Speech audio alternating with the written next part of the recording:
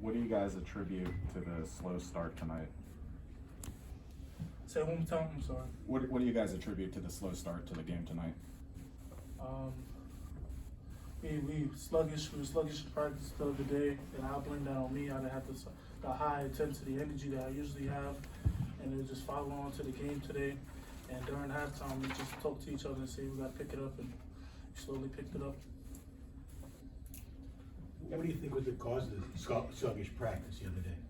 Like I said, that was me. I was in my feelings and stuff. I was thinking about a lot of emotions, and I didn't contribute the high energy that I usually do in practice and talk and get everybody together, and it carried on today. Is it tough sometimes not to let your emotions carry over in some instances and not impact you when you're on the court? Yeah, it's kind of tough because sometimes people don't understand that we're humans at the end of the day. Everybody just look at us as just basketball players and athletes, and they're expecting us to come out there every day, don't know what we're going on through, and during the world, it's hard for us to switch it over. And Is your ankle okay, Femi? Yeah, it's getting better slowly. Still sore, but I'm fighting through it. Just based on what you were talking about earlier, is everything going okay with you? Yeah, everything's okay. Thank you. John, what were they able to do to limit you inside with your opportunities? Double team from the beginning of the game, just try to throw me off my game, off rhythm, and they did a good job at it. So props to them. What did Coach say that you need to do better, or how you're going to be able to adjust? Because teams are probably going to continue to do this through the year. I mean, just when I get doubled, try to find a wide open man, and just from there.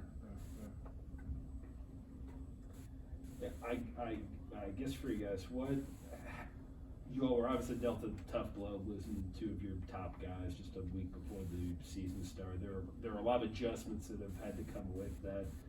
Where do you guys feel like you are in that adjustment period as far as what you guys are trying to do offensively without Ithiel and without Nike? We feel like that we're going to become a defensive team. We know that games is not going to be high scoring, and plays, his highlights is all on the defense end. We got to do the ugly work, limit the teams to one shots, get it off the rebound, push, get easy baskets like that. But it starts with our defense. That's what we told ourselves is defense first, then offense. Offense, but what do you guys feel like this team's identity is as far as what you want to do and how you want to execute?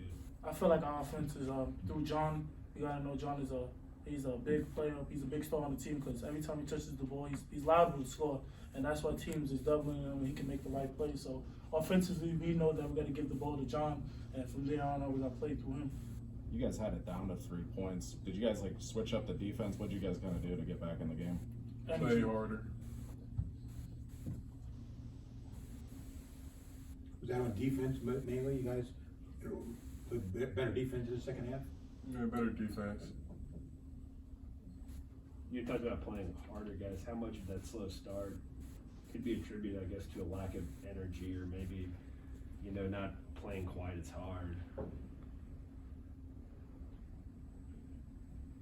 Could you repeat the question one more time? Yeah. You had talked about playing harder being an important part of the run. How much was a lack of energy or effort? How much did that contribute to that slow start? Did you guys fall behind early? I mean, it costed us a lot, They was just getting threes up. They was, cutting to the basket without no pressure being felt at the rim, no help defense. So, play sluggish, you get off the sluggish starts, and, they just kept playing harder than us, and they came out to win. This was a team coming into this game. They were shooting close to 40% from three as a team with the Rowds and Pappas. They had two guys who both shoot over 40%. How much of the defensive game plan, I guess, resembled what it was against Colgate, another very three-point reliant team? How did the principles from that defensive preparation translate over to this one, if at all? We know that during the scouting report in practice that those are the two main guys that make threes consistently. It takes a lot of threes, so we know that those two guys is going to be able to shoot Pappas and Reynolds. So our game plan was no paint drives, but be aware of them ready to shoot the ball. You guys. To your earlier point, what will you do differently going forward to make sure that energy is there in practice and in games? Just being more of a leader and being more mature in the situation.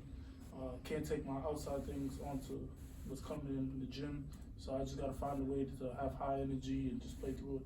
You guys got 15 points from Jamarius tonight. As the two leading scorers on the team so far this year, how important is it to have that third guy giving you 15 plus now? It's a big plus, you know, just we need as much help as we can scoring. All right, thanks, guys. Thanks, guys.